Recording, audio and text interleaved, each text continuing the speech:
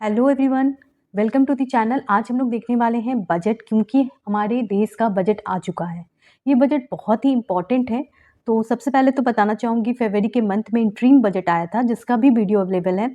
Interim budget में ज्ञान पे फोकस किया गया है।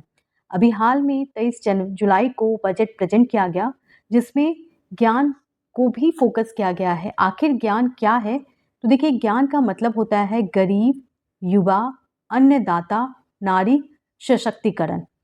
इनको ये जो थीम बेस था बजट, वो ये था। और इस बार का जो बजट है उसका थीम क्या है? तो इस बार के बजट का थीम है एम्प्लॉयमेंट, स्किलिंग, एमएसएमई और मिडिल क्लास। मतलब पूरा बजट जो है वो एम्प्लॉयमेंट पे फोकस था। कैसे? तो देखिए, एम्प्लॉयमेंट के लिए स्किलिंग करनी आवश्यक है। स्किल लेबर को जल्दी जॉब मिलती है, ये तो आपको भी पता है, क्योंकि बहुत सारे ग्रेजुएट क्या करते हैं, ग्रेजुएशन के बाद कोई सर्टिफिकेट लेते हैं, जैसे मशीन लर्निंग का, आर्टिफिशियल इंटेलिजेंस का। क्यों लेते हैं? ताकि जॉब उनको आसानी से मिल पाए। तो स्किलिंग भी एम्प्लॉयमेंट का ही पार्ट है, जिस पे इस बार फोकस किया गया है। और एमएसएमई पे फोकस किया गया है, यानी माइक्रो स्मॉल मीडियम एंटरप्राइजेस, जो कि काफ़ी लोगों को जॉब देता है। और मिडिल क्लास पे फोकस किया गया है। ये है बजट का थीम, जो कि हमारी फिनांस मिनिस्टर निर्मला सीतारमण ने बताया।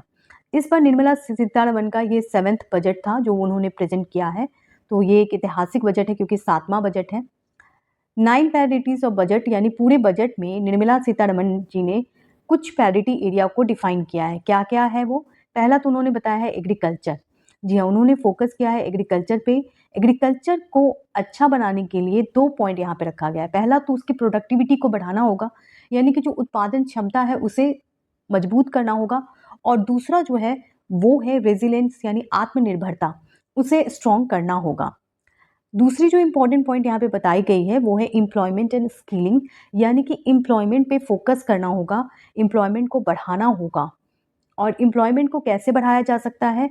तो जो भी एम्प्लॉय है उनके स्किल को बढ़ाना होगा, और इस बात पे काफ़ी ज़्यादा फोकस किया गया है। तीसरा जो बात यहाँ पे रखा गया है वो है human resource development and social justice. HRD यानी ह्यूमन रिसोर्स डेवलपमेंट और सोशल जस्टिस पे फोकस किया गया है। मैन्युफैक्चरिंग और सर्विस सेक्टर पे फोकस किया गया है। एमएसएमई के प्रमोशन पे फोकस किया गया है कि एमएसएमई को कैसे प्रमोट करना है। एनर्जी सिक्योरिटी पे फोकस किया गया है बजट में, कैसे एनर्जी रिसोर्सेज को बढ़ाया जाए, क्योंकि इंडिया को आत्मनिर्भर होना अभी बहुत आवश्यक है। क्यों आवश्यक है? देखिए, अगर आप इंटरनेशनल अफेयर्स को ध्यान दे रहे होंगे या न्यूज़ आप डेली पढ़ रहे होंगे, तो आपने देखा होगा कि वर्ल्ड में क्या चल रहा है। कभी रशिया यूक्रेन के बीच में लड़ाई चलती है, तो कभी हमास और इजराइल के बीच में लड़ाई चल रही है। तो सिचुएशन बहुत ही अनप्रेडिक्टेबल है, कभी भी कुछ भी हो रहा है। ठीक है, अभी तो इलेक्शन भी होने वाला है अमेरिका में, क्या होता है रिजल्ट देखते हैं, कैसे सरकार आती है, क्या होता है। तो बहुत सारे चेंजेस हो रहे हैं।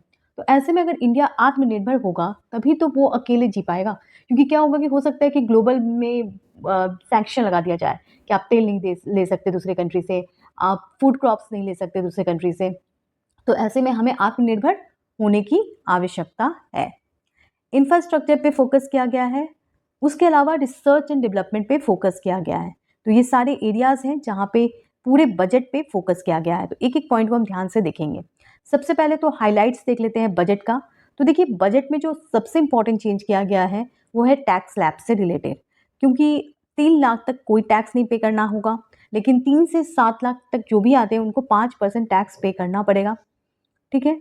उसके अलावा 7 से 10 लाख वालों को 10%, 10 से 12 लाख वालों को 15%, 12 से 15 लाख वालों को 20%।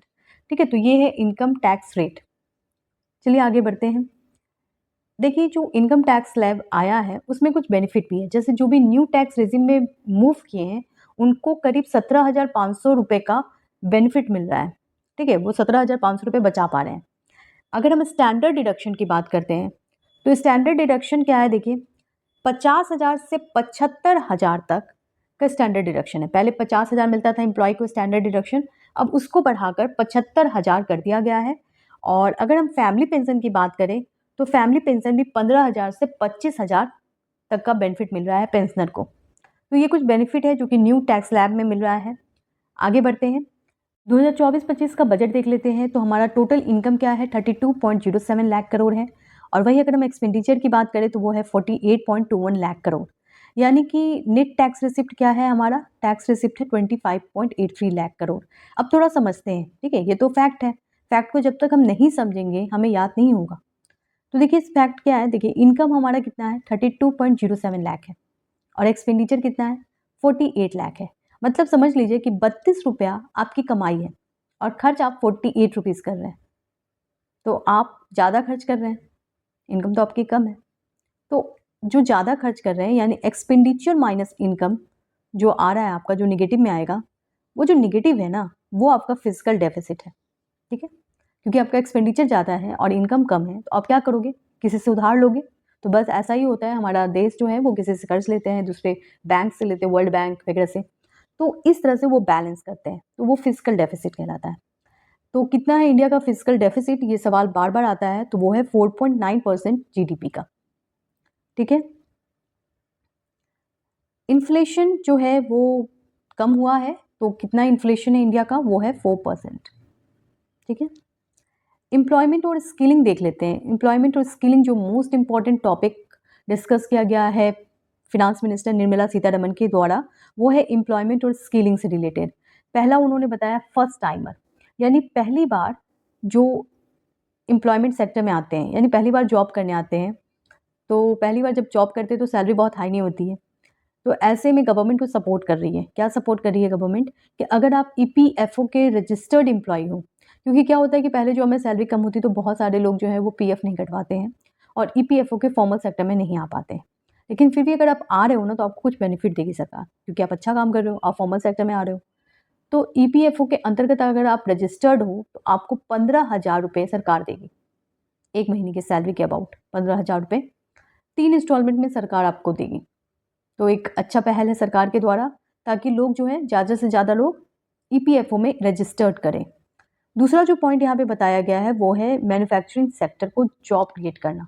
अच्छा, आपको भी पता है कि चाइना और इंडिया की कंपैरिजन में सबसे बड़ा जो पॉइंट उभर के आता है, उसे माना जाता है कि इंडिया का जो जॉब है ना, वो ग्रोथ सही तरीके से नहीं हुआ है, क्योंकि इंडिया जो है वो प्राइमरी सेक्टर से डायरेक्ट सर्विस सेक्टर पे मूव कर गया है और सेकेंडरी सेक्टर जिसे मैन्युफैक्चरिंग सेक्टर कहते हैं उस पर ध्यान नहीं दिया है। क्या आप ये मानते हैं? आप बता सकते हैं कमेंट बॉक्स में कि हाँ ऐसा हुआ है या नहीं हुआ है, ठीक है, क्योंकि ये एक सब्जेक्टिव टॉपिक है, किसी की भी कोई भी सोच हो सकती है, लेकिन ज़्यादातर माना गया कि इंडिया में मैन्युफैक्चरिंग उस रेट में नहीं बढ़ा है, ठीक है। तो मैन्युफैक्चरिंग पे फोकस करने की बात की गई है, इसके लिए जॉब क्रिएट करने की बात की गई है मैन्युफैक्चरिंग सेक्टर में।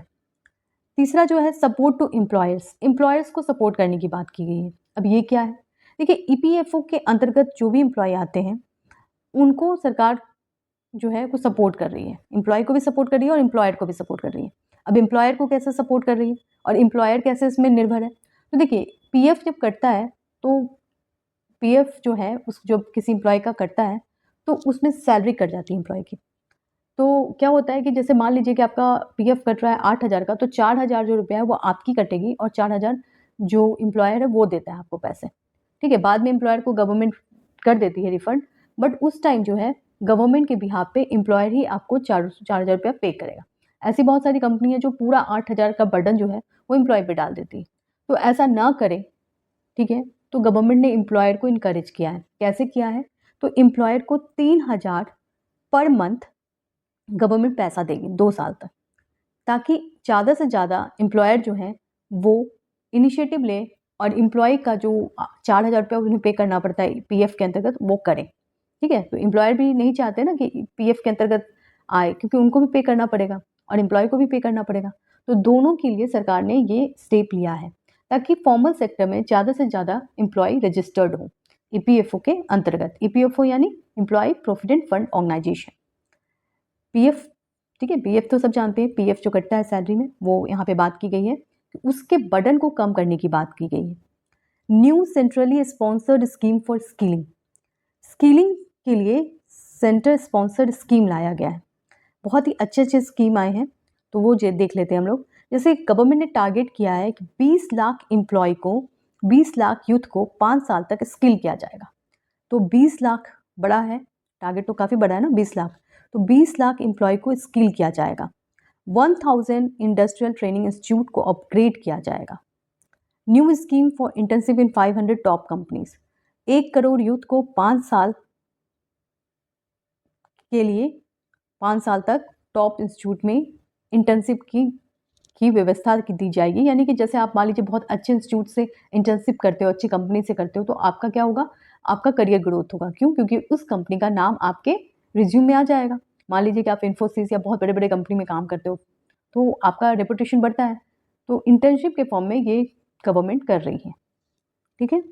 एग्रीकल्चर में सरकार क्या कर रही है? तो देखिए, एग्रीकल्चर में सरकार प्रमोट करना चाह रही है एग्रीकल्चर को।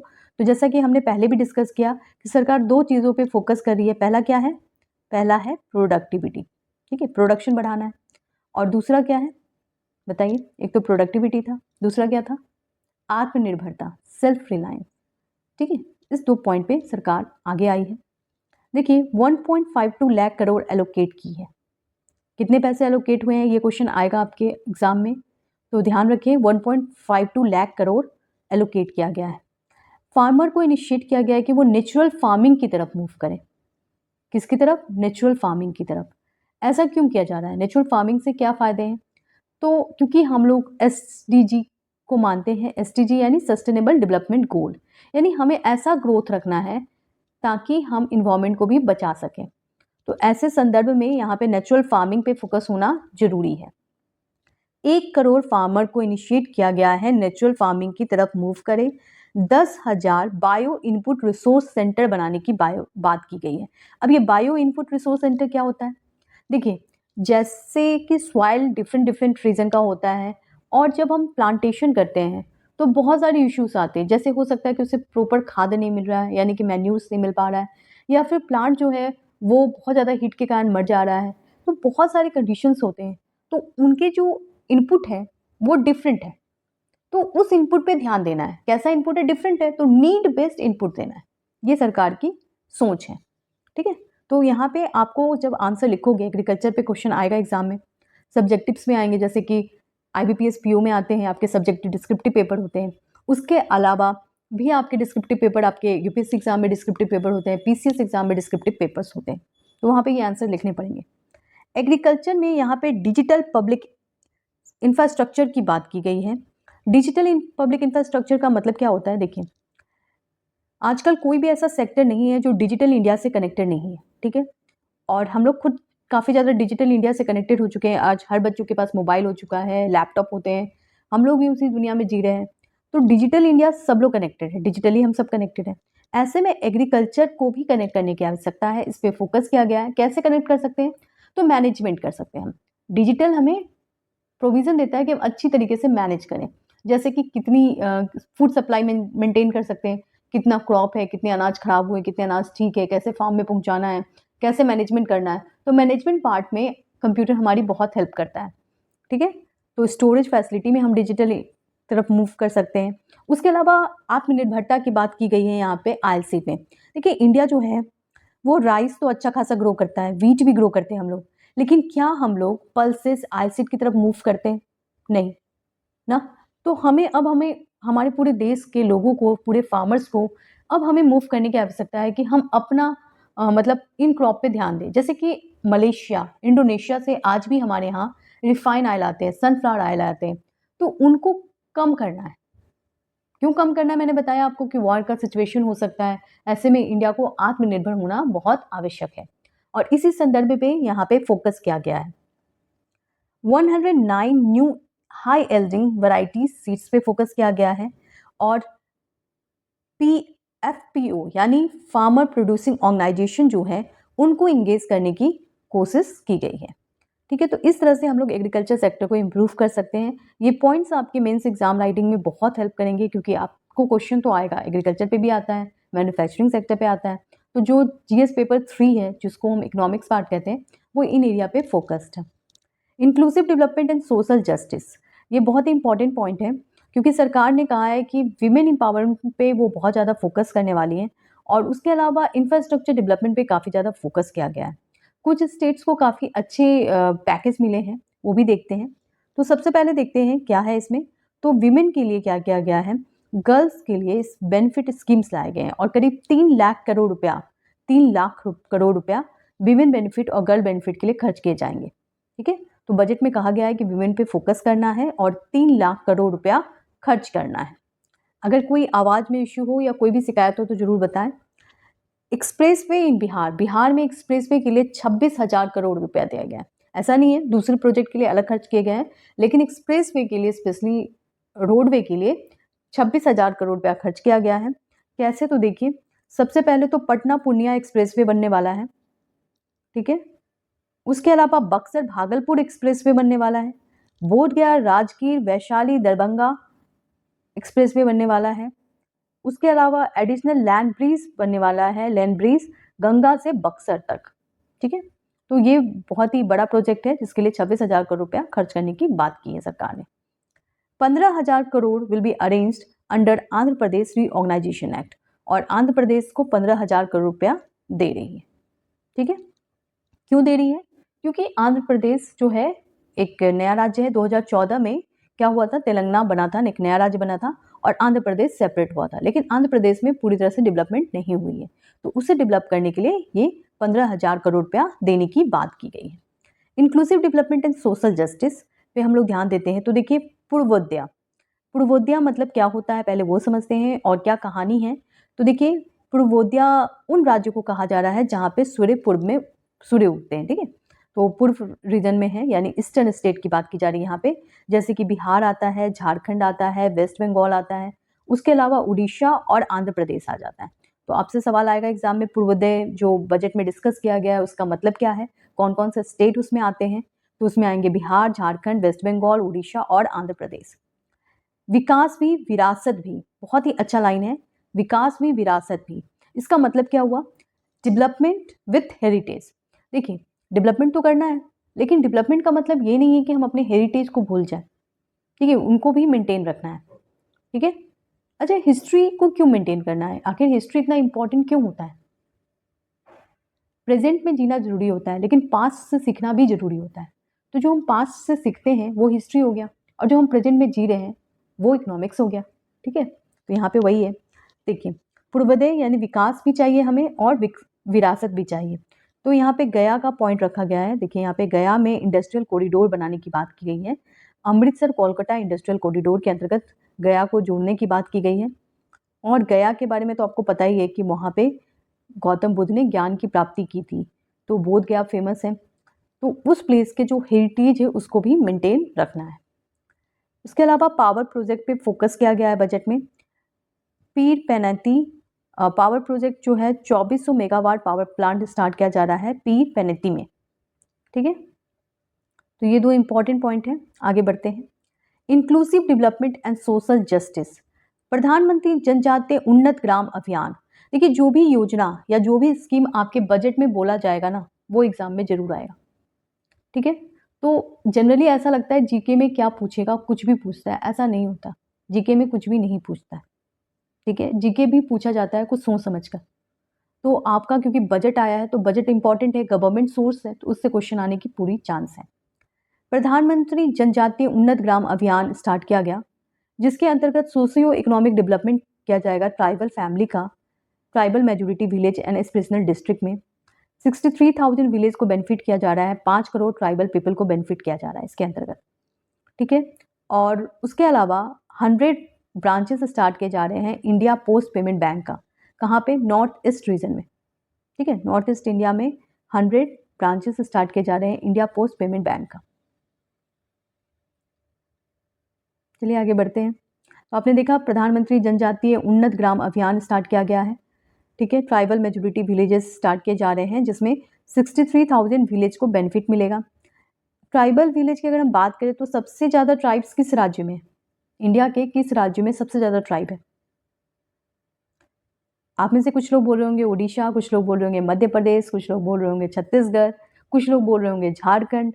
तो इसका आंसर है उड़ीसा, ठीक है। Inclusive development and social justice देख लेते हैं। देखिए इस पे बहुत ज़्यादा फोकस किया गया है, इन किस पे, सोशल जस्टिस पे और इंक्लूसिव डेवलपमेंट पे। इंक्लूसिव डेवलपमेंट का मतलब होता है जो भी रीजन अभी डेवलप नहीं हुआ है उनको भी डेवलप करना है और उनको डेवलपमेंट फेज में इंक्लूड करना है, इसको कहते हैं इंक्लूसिव डेवलपमेंट। आंध्र प्रदेश ने आंध्र प्रदेश रीऑर्गेनाइजेशन एक्ट आया था, जिसके अंतर्गत आंध्र प्रदेश को डेवलप करने की बात रखी गई थी। उस पे बहुत ही कम काम किया गया है। इसी संदर्भ में हमारी फिनांस मिनिस्टर ने 15,000 करोड़ रुपए का फिनेंशियल सपोर्ट देने की बात की है आंध्र प्रदेश को। आंध्र प्रदेश में क्या-क्या बनने वाला है, तो देखिए कोपार्थी जो कि इंडस्ट्रियल नोड है वो बनने वाला है, और ये जो नोड है वो कोपार्थी आंध्र प्रदेश में है, और ये एक्चुअली में विशाखापट्टनम चेन्नई इंडस्ट्रियल कॉरिडोर का पार्ट होगा। कौन सा? कोपार्थी। ओरवाकल जो है वो हैदराबाद और बेंगलुरु इंडस्ट्रियल कॉरिडोर का पार्ट होगा। तो यहाँ पे 2 रीजन को डेवलप करने की बात की गई है। कौन कौन से रीजन है फिर से देख लेते हैं। तो वो है कोपार्थी और दूसरा है ओरवाकल। इन दोनों रीजन को क्या करना होगा? डेवलप करना होगा। गवर्नमेंट उसके अलावा पोलावरम इरिगेशन प्रोजेक्ट पे फंड करने वाली कि आपके एग्जाम में क्वेश्चन कैसे आएगा। तो पोलावरम इरिगेशन प्रोजेक्ट जो है वो गवर्नमेंट कमिट कर रही है कि उसको फंड करेगी। तो आपसे सवाल पूछा जाएगा कि ये प्रोजेक्ट कहाँ का है, किस राज्य का है, तो आपको आंसर देना पड़ेगा। क्या आंसर देंगे आप? ये किस राज्य का है? तो ये आंध्र प्रदेश का है। ठीक है, आगे बढ़ते हैं, इंफ्रास्ट्रक्चर पे फोकस करते हैं।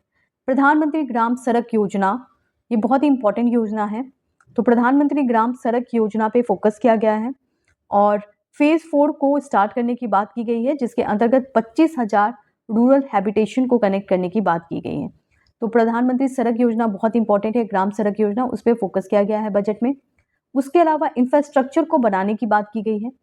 तो यहाँ पे फिनेंशियल सपोर्ट की बात करते हैं तो 11,500 करोड़ रुपया दिया गया है Kosi Mechi inter state link project in Bihar. अब देखिए सबसे इंपॉर्टेंट ये है कि कोसी मेची क्या है। कोसी नदी जो है वो बिहार में है और मेची नदी जो है वो बिहार बंगाल के बॉर्डर पे है। दोनों ही नदी जो है वो नेपाल के साथ शेयर होती है। ठीक है, तो नेपाल और बिहार के बीच में ये नदियां बहती हैं, जिसे हम कोसी और मेची नदी कहते हैं। ये दोनों नदी जो है वो बहुत ही इंपॉर्टेंट है और बिहार में बाढ़ आने का कारण भी माना जाता है इनको। तो इन पे प्रोजेक्ट बन रही है, इन पे बहुत सारे इरिगेशन प्रोजेक्ट पे काम किया जा रहा है, ताकि ये जो नदियां हैं वो जो श्राप ना हो, वो क्या हो, वो अच्छा हो। इसीलिए कोसी मेची रिवर प्रोजेक्ट पे काम किया जा रहा है और इसी संदर्भ में बिहार को 11,500 करोड़ रुपया दिया जा रहा है। उसके अलावा फ्लड जो है वो बहुत ही बड़ा प्रॉब्लम है आसाम, हिमाचल प्रदेश, उत्तराखंड और सिक्किम में। अभी हाल में आपने न्यूज़ में भी सुना होगा, केरला में भी लैंडस्लाइड हुआ है, उत्तराखंड में भी लैंडस्लाइड हुआ है। तो लैंडस्लाइड भी एक बहुत बड़ा प्रॉब्लम है। इसी संदर्भ में सरकार ने खर्च किया है। ठीक है, तो इंफ्रास्ट्रक्चर डेवलपमेंट पे सरकार ने अच्छा खासा पैसा खर्च किया है इन स्टेट्स में। ध्यान रखेंगे कौन कौन से प्रोजेक्ट पे खर्च किया गया है। तो वो है Kosi Mechi river interlink river project, जिसपे 11,500 करोड़ रुपया खर्च किया गया है। आगे बढ़ते हैं, इंफ्रास्ट्रक्चर की बात करें तो टोटल जो कॉस्ट है वो है 11,11,111 करोड़, यानी कि बहुत ज़्यादा पैसे खर्च किए जा रहे हैं इंफ्रास्ट्रक्चर डेवलपमेंट पे, जो कि एक अच्छी बात है। तो यहाँ पे हम देखेंगे कितना खर्च किया जा रहा है, इससे सवाल आने के पूरे चांस है। तो 11,11,111 करोड़, जो कि जीडीपी का 3.4% है। उसके अलावा डिजिटल पब्लिक डेटा इंफ्रास्ट्रक्चर पे खर्च किया जा रहा है, क्योंकि आजकल कोई भी ऐसा सेक्टर नहीं है जो डिजिटली कनेक्टेड नहीं है। ठीक है, आगे बढ़ते हैं, टूरिज्म पे देखते हैं। तो देखिए टूरिज्म पे भी अच्छा खासा खर्च किया गया है। क्या किया गया है? Vishnupad temple corridor, Mahabodhi temple corridor और राजगीर पे खर्च किया जा रहा है। ठीक है, तो आपसे सवाल पूछा जाएगा विष्णुपद टेम्पल कॉरिडोर कहाँ है, तो वो है गया में, और महाबोधि टेम्पल गया में है, वहाँ पे खर्च किया जा रहा है। साथ में राजगीर में खर्च किया जा रहा है। अगर हम बात करते हैं दूसरे रीजन की, तो उड़ीसा पे खर्च किया जा रहा है, वहाँ के टेम्पल और मोन्यूमेंट पे। ठीक है, आगे बढ़ते हैं, मैन्युफैक्चरिंग और सर्विस सेक्टर को देख लेते हैं। तो मैन्युफैक्चरिंग और सर्विस सेक्टर बहुत ही इंपॉर्टेंट है, तो वहाँ पे खर्च किया गया है। क्या खर्च किया जा रहा है? मशीन और इक्विपमेंट खरीदे जा रहे हैं और क्रेडिट गारंटी स्कीम दिया जा रहा है। क्रेडिट सपोर्ट किया जा रहा है एमएसएमई को स्ट्रेस पीरियड में। ठीक है, तो एमएसएमई बहुत इंपॉर्टेंट होता है। अच्छा, आपको पता है ना एमएसएमई जो है, इसके अंतर्गत एक बहुत ही अच्छा स्कीम आया है एमएसएमई को सपोर्ट करने के लिए। क्या है स्कीम का नाम? मुद्रा लोन। हाँ, मुद्रा स्कीम, प्रधानमंत्री मुद्रा स्कीम, जिसके अंतर्गत मुद्रा लोन दिया जाता है। और इसमें 3 कैटेगरी में बांटा गया है। पहला क्या था? शिशु, दूसरा किशोर और तीसरा तरुण। ये 3 भागों में बांटा गया है। जो तरुण है उसमें पहले लिमिट था 10 लाख, उसको बढ़ाकर अब 20 लाख कर दिया गया है। तो एक बहुत ही इंपॉर्टेंट चेंज है। मुद्रा लोन में लिमिट बढ़ा दिया गया है। पहले क्या था 10 लाख, अब बढ़ाकर 20 लाख कर दिया गया है, यानी आप 20 लाख रुपए तक का लोन ले सकते हैं। तो ये एक अच्छा है मैन्युफैक्चरिंग सेक्टर को इम्प्रूव करने के लिए। उसके अलावा TREDS पे फोकस किया गया है। अब ये क्या है, what do you mean by TREDS? Trade receiver E discounting system. क्या है? ट्रेड रिसीवर ई डिस्काउंटिंग सिस्टम। अब इसे समझते हैं। देखिए क्या होता है, जब कोई भी मार्केट में अपने गुड्स को प्रोड्यूस करता है तो वो गुड्स को प्रोड्यूस कर देता है, बना देता है, लेकिन बनाने के बाद जब वो सेल करता है तो उस टाइम उसको पैसे नहीं आते। डिस्ट्रीब्यूटर को वो देता है कि ये आप बेचिए, तो उस टाइम डिस्ट्रीब्यूटर उसे पैसे नहीं देते। वो बोलते हैं कि जब आपका सारा सामान बिक जाएगा उसके बाद ही आपको पैसा मिलेगा। इस पूरे सिस्टम को कहा जाता है ट्रेड रिसीवर ई डिस्काउंटिंग सिस्टम, यानी कि सेल आउट होने के बाद आपको पैसे वापस मिलते हैं। तो इसमें क्या होता है कि नुकसान भी हो जाता है, क्योंकि आपने प्रोड्यूस कर लिया, बना लिया, बेच दिया, लेकिन आपको पैसे धीरे धीरे आ रहे हैं, पैसा नहीं दे रहा है डायरेक्टली डिस्ट्रीब्यूटर, बोल रहा है कि जब सेल होगा तब मिलेगा। तो इस प्रॉब्लम को सॉल्व करने के लिए सरकार ने ये स्कीम लाया है, जिसके अंतर्गत मैंडेटरी ऑन बोर्डिंग होगा ट्रेड्स पे, यानी turnover threshold of buyers from mandatory on boarding 500 crore से घटाकर 250 करोड़ का ये सिस्टम इंट्रोड्यूस करने की बात की। पहले क्या था, पहले था कि जब तक 500 करोड़ रुपए का बर्डन नहीं आएगा तब तक सरकार इसमें कोई स्टेप नहीं लेगी, लेकिन अब उसको घटा दिया गया है, उसको 250 करोड़ कर दिया गया है। ठीक है, ट्रेड सिस्टम में, यानी turnover threshold of buyer, यानी कि जो बायर को टर्न ओवर आएगा, अगर उसका टर्न ओवर 250 करोड़ भी है तो भी सरकार इसमें सपोर्ट करेगी उसको। मैन्युफैक्चरिंग एंड सर्विस में आगे बढ़ते हैं और MSME पे ही फोकस है ये, माइक्रो स्मॉल मीडियम एंटरप्राइजेस, यानी कि माइक्रो स्मॉल मीडियम एंटरप्राइजेस क्या होती है, छोटी कंपनीज होती हैं।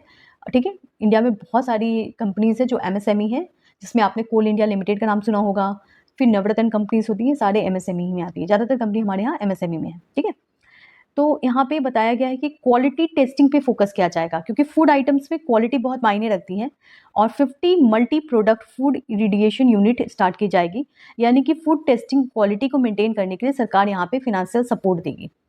ठीक है, अगर आप अच्छे फूड क्वालिटी वाले प्रोडक्ट दोगे तो हम आपको सपोर्ट करेंगे। E commerce export hub.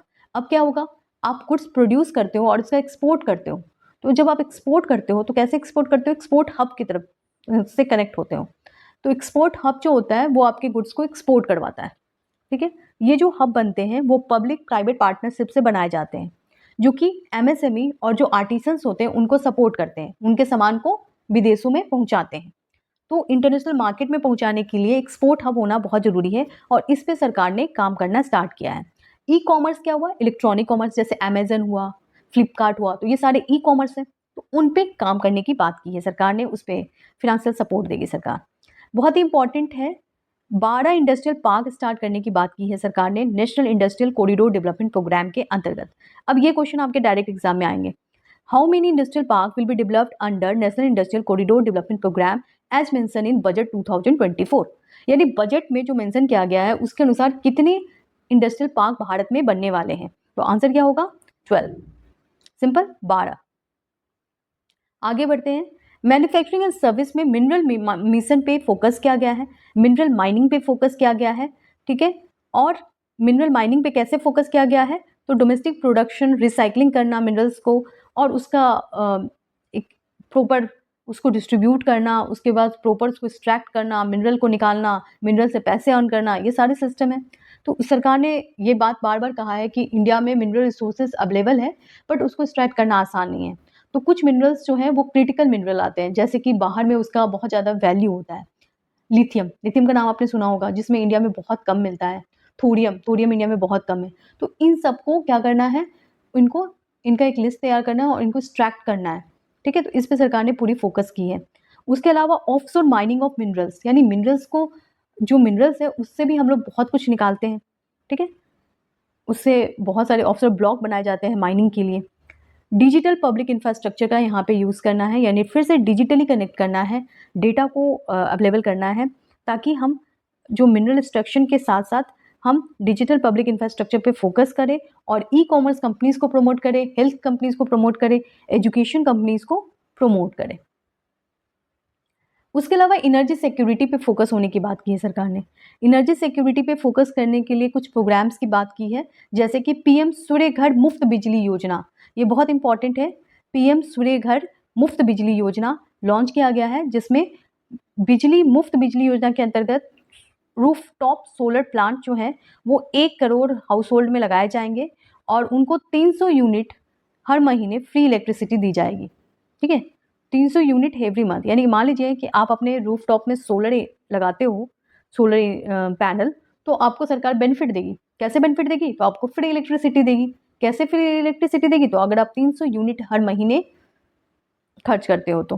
ठीक है, तो ये बहुत इंपॉर्टेंट है। आगे बढ़ते हैं। इनोवेशन रिसर्च एंड डेवलपमेंट पे फोकस किया गया है। इसके लिए एक स्कीम निकाली गई है जिसका नाम है अनुसंधान नेशनल रिसर्च फंड। अनुसंधान नेशनल रिसर्च फंड पे फोकस किया गया है, जिसमें रिसर्च एंड डेवलपमेंट की बात की है सरकार ने। 1 लाख करोड़ रुपए खर्च करेंगे और स्पेस इकोनॉमी पे भी फोकस करने की बात की है सरकार ने। स्पेस में तो हम बहुत अच्छा रह रहे हैं। वर्ल्ड स्पेस अवार्ड इंडिया को मिला है चंद्रयान 3 के कारण, और ये बहुत ही बड़ा अचीवमेंट है क्योंकि इसरो बहुत ही अच्छा परफॉर्मेंस कर रहा है। और इसी संदर्भ में सरकार ने फिर से पहल की है कि और भी खर्च किया जाए। तो स्पेस इकोनॉमी में 5 टाइम्स जो है वो पैसे बढ़ाने की बात की गई है और 1000 करोड़ रुपया सरकार इसमें देगी। और ये कैसे देगी? तो वेंचर कैपिटल फंड के अनुसार देगी। वेंचर कैपिटल फंड क्या होता है? जो भी कंपनीज होती हैं उनको प्रमोट करने के लिए कुछ दूसरी कंपनी जो है वो फंड देती है, उसको वेंचर कैपिटल फंड कहते हैं। Costlier and cheaper. जी हाँ, जब बजट आता है तो हम सभी देखते हैं कि क्या कॉस्टली हुआ, क्या चीप हुआ। तो देखिए, मोबाइल फ़ोन तो सस्ता हो गया है, ठीक है। उसके अलावा कैंसर मेडिसिन सस्ता हो गया है, सिल्वर सस्ता हुआ है, गोल्ड सस्ता हुआ है क्योंकि इम्पोर्टेड गोल्ड को सस्ता किया गया है, लेदर गुड को सस्ता किया गया है और सी फूड भी सस्ता हुआ है। तो ये सब चीप चीज़ें हैं। उसके अलावा महंगा क्या हुआ है? तो देखिए, महंगा प्लास्टिक प्रोडक्ट्स को किया गया है, टेलीकॉम इक्विपमेंट को किया गया है और अमोनियम नाइट्रेट को किया गया है। चलिए जल्दी से कमेंट बॉक्स में अमोनियम नाइट्रेट का फॉर्मूला लिख दें। Thanks to watch the video till last. Video अच्छा लगा हो तो जरूर बताएं और जल्द से जल्द स्टडी विद रश्मि चैनल को ज्वाइन कर लें। Thank you.